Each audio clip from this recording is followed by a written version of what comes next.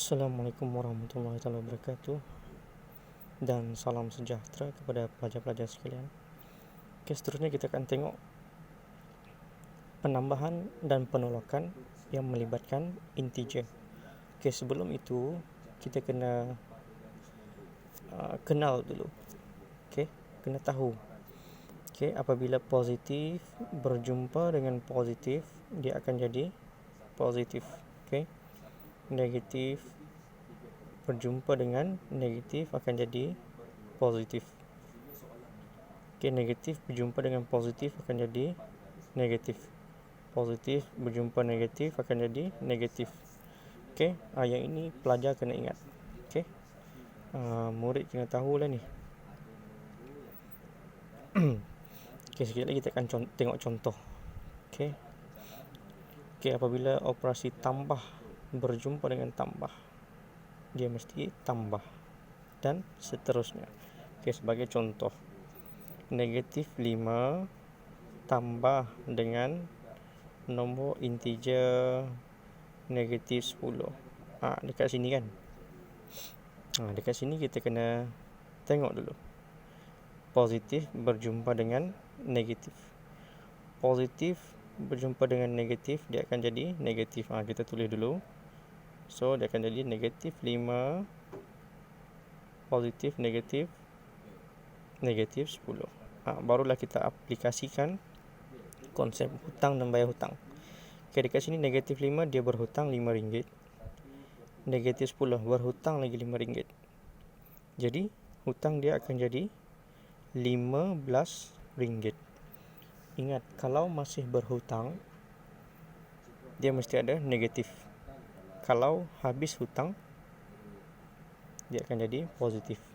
Kita tengok macam mana kalau habis hutang. Contoh, negatif 5 tolak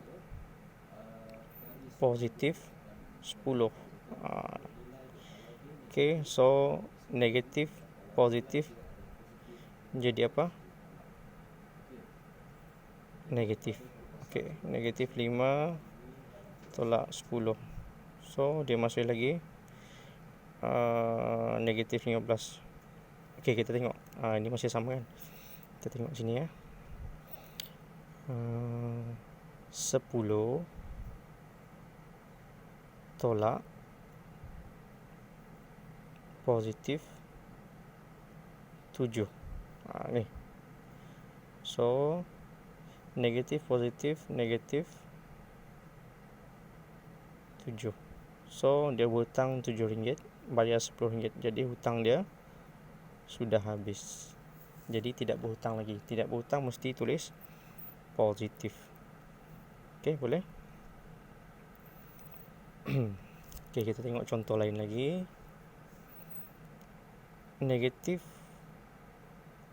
10 tolak negatif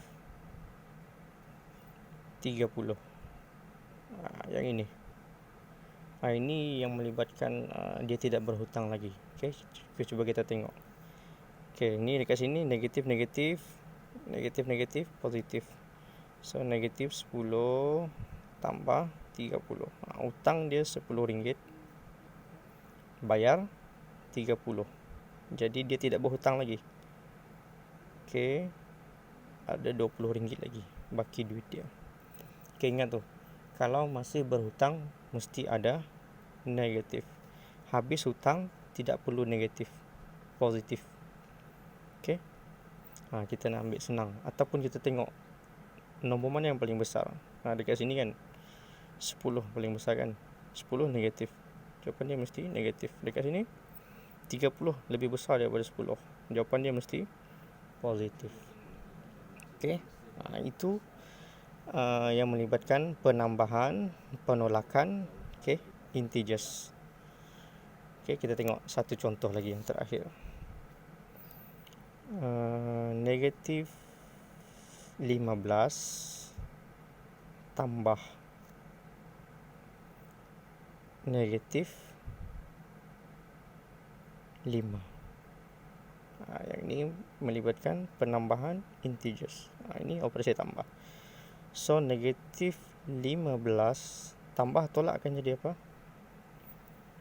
Tambah tolak akan jadi tolak. So hutang RM15, hutang lagi RM5. So hutang dia akan jadi 20.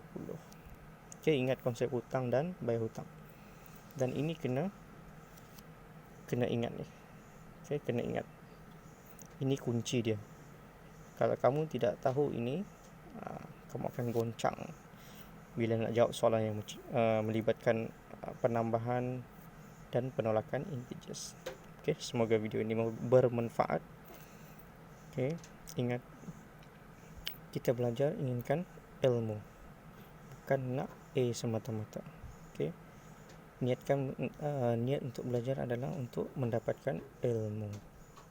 Okay, kejayaan akan datang sendiri. Sekian. Assalamualaikum warahmatullahi wabarakatuh.